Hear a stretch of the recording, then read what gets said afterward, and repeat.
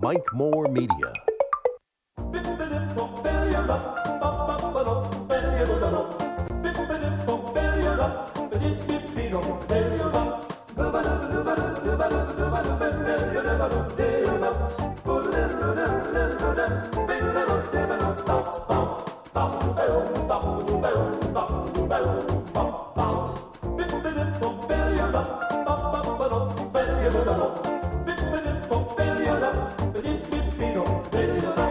Hello and welcome to our program, Mike and Annette, live and local, and taking your phone calls right now. Here's a number, 336-932-1881. Join the conversation, whatever you want to talk about. We will take your phone calls here during this program. Hey, sweets. Good morning. And a good morning to you. You want to talk about Mr. Groundhog first? And my lovely pots of pansies? Well, now, you don't know that it was Mr. Groundhog. Well, I'm almost sure. Yeah, because the deer been all around. I think Mr. Groundhog, who lives under our storage building in the backyard, I think he has completed his hibernation and is out. You know, we're looking at his front door yesterday. Well, it's all cleaned out. He's moving around. He's eating pansies. Well, you know, it's been a long, well, not really a long, cold, hard winter. Well, it's been a long sleep for him. Yeah, and I mean, I'm sure he's hungry. Probably is. I wish he could found something else other than the pansies. Those pansies were beautiful. They were absolutely lovely. Well, you can't blame him for the ones out front that were completely pulled out of the dirt. Yeah, and we're blaming the deer for the front yard flowers. At least he didn't pull these completely out of the dirt. That's true. He just ate the blooms. He wanted to make a nice salad. Yeah, he nibbled really nicely. Yeah, wow. Okay, so, it's time for people to get their gardens coming in here before you know it. And I know we always hear about deer and all that, but I don't know if there's going to be any need in planting any flowers out in the backyard. You might be right, yeah. Okay, well, that was our opening remarks here on what happened to the pansies. I don't have a whole lot here to talk about today, sweet, so I'm depending on you. Well, you were going to ask people to call in, let us know how they feel. We did this last week, and we only heard from our friend Andy. Yep, talking about the COVID vaccine. You have had one of yours. We just heard one of our very good friends. She just got back from one of the local pharmacies. She just got her first one. She's so excited. Yep, just had a call from her. And so if you are getting your vaccine, your COVID shot, or you're not getting it, or your comments on that in any way, whatever you have to share with us, we will invite your phone calls at 336-932-1881.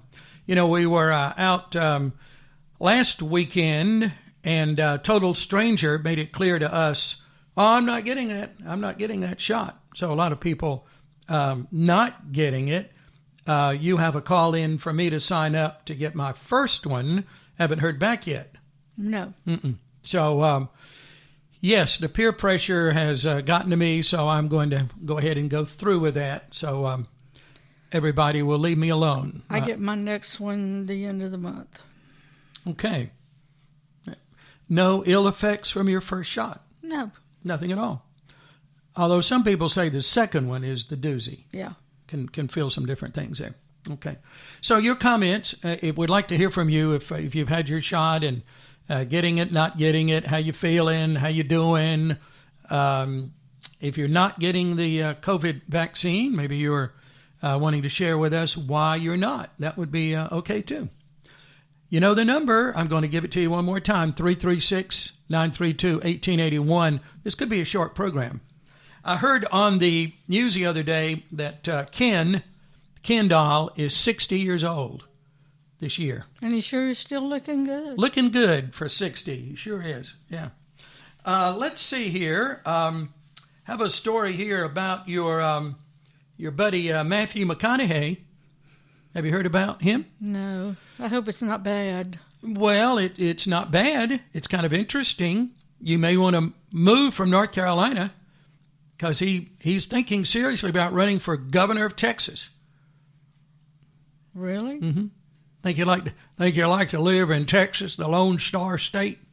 Wow. Where Matthew McConaughey is governor. Why Why Texas?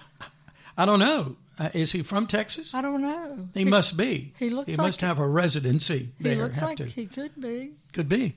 All right. So you better do a quick Google search on that, Sweets. Wow. And see if that's going to come true for Governor McConaughey. How about that? He would make a good governor. You think so? Yeah. What qualifies? What's the governor material there? What qualifies him? Just you got to be more than good looking and a good actor. Ronald Reagan was good though. Yeah, he was a good actor. So. I just think he's a good person. He has good values and. Mm-hmm. Okay. Well, good values. Yeah. That could corrupt him quickly. However. Yes, it could. Yeah. People go in with all good intentions, and before you know it, it may not be a pretty picture there. So we'll keep you posted on that. Okay, I do want to mention, speaking of people, if your name is Gary... I saw that. What's wrong with the name Gary? Your name is going extinct. Sad news. Your name is Mud. Your name is Gary Mudd. Yeah. You're probably the last of a long line of men named Gary. The name is going extinct. It's been plummeting in popularity since the early 1950s, where America saw nearly 39,000 baby Garys. I had a cousin named Gary. Really? Uh-huh. The name is now ranked number 674 in America. Well, that's not too bad. It's way down the list. Well, yeah, not in the top 10 or 20 or 50 or 500. All right, so if you're a Gary, that would be good. If you're a Gary. Do we know any Garys? Gary, who is that Gary? Yeah, I can't think of, I'm thinking of someone, but I think, yeah. We must not know him too well. Well, I better not. I'm thinking of someone. We knew of Gary Moore when he did the game show. Yeah, I was trying to think of any famous Garys. When there Gary Merrill was married to Betty Davis. I think you're right. Mm-hmm. I'm trying to think. I don't believe I really have known that many Garys. Gary Edens was the one I used to listen to in Salisbury. It got me interested in radio, so it's the only Gary that comes to mind. I don't think I went to school with any Garys. So see there, it's already on the decline, because what did this article say? It was been plummeting in popularity since the early 1950s. So Gary was it pronounced Gary or in the pacemakers? It was spelled Gery. Mm-hmm. Yeah. But how was it pronounced? I think it was pronounced Gary. Was it? Yeah. Oh, it was Gary Lewis. Yeah, Gary Lewis had a couple of big hits. Jerry's son. Mm-hmm. That was spelled that way, same way, Gary, Gary. Mm-hmm. Mm-hmm. Didn't know Gary Lewis, but there Gary you go. Lewis and Playboys. That's right. Yeah, I always liked their music. Mm-hmm. Yeah. Sorry we don't have any to play right now. There's a little background here.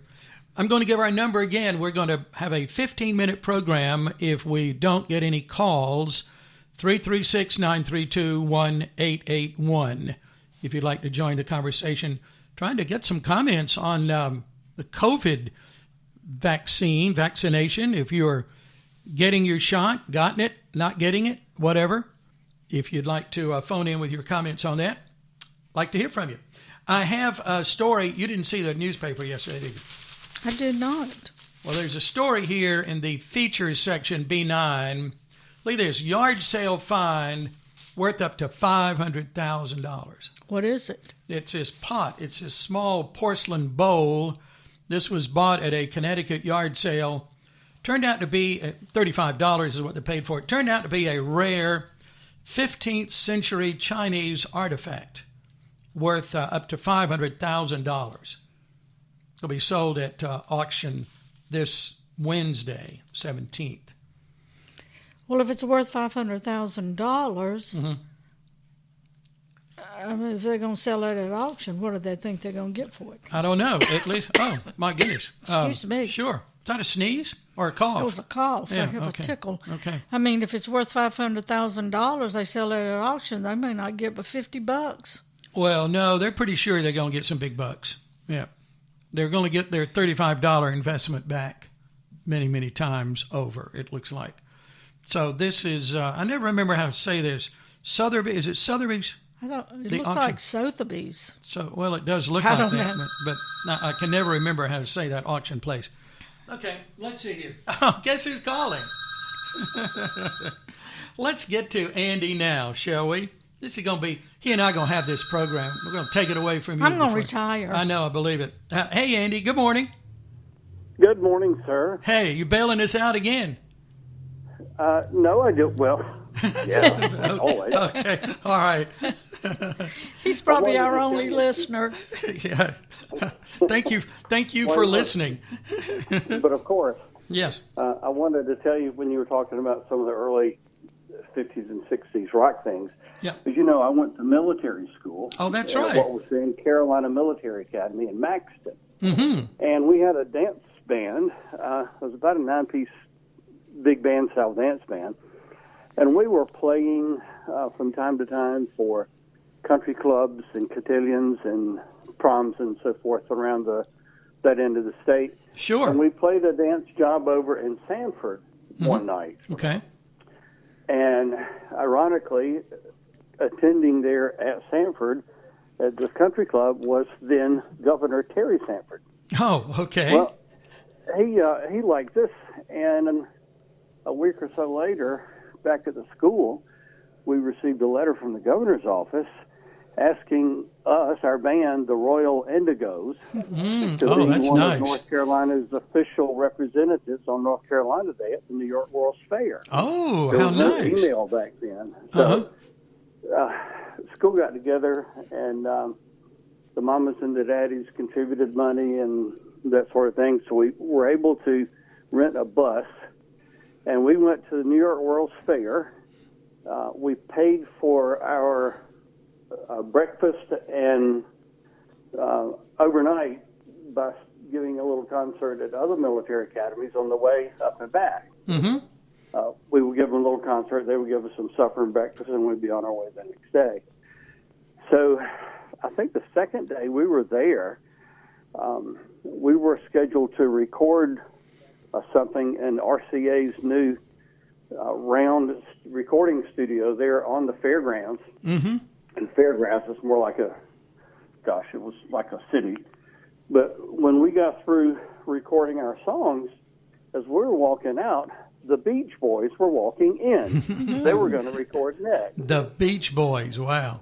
They had their white duck pants on and their white and blue striped shirts. And they were, not a whole lot older than we were at the time. Mm-hmm. I Sure. remember seeing Brian Wilson come in, and that's the first person that I have ever seen, or had ever seen at the time, who had no neck. No neck. His shoulders and neck were so massive that he really didn't have a defined neck like some of the pencil necks that were around. But, man, we thought we were the business. It's interesting how you'd remember that, but it must have made a big impression. A man with a no neck. But Bell Labs had a brand new conceptual telephone in little pods sprinkled about the area that you could make a telephone call using a push-button phone Oh, my. instead of a dial phone. No kidding. You would sit down in this little egg-shaped pod and bring the cord to you. The cord would play out from the face of the telephone and would retract when you put it up. But you press the button and deek, deek, deek, deek, deek, deek. So I had to call my mom and dad, collect, of course, back sure. down from North Carolina, to tell them that I was calling them from a push-button phone. Wow. My mom said something like, "What?" That was what year, Andy? 65. 65. Okay. Yeah. Before we and met. after we got back, yes, that was a little bit before you.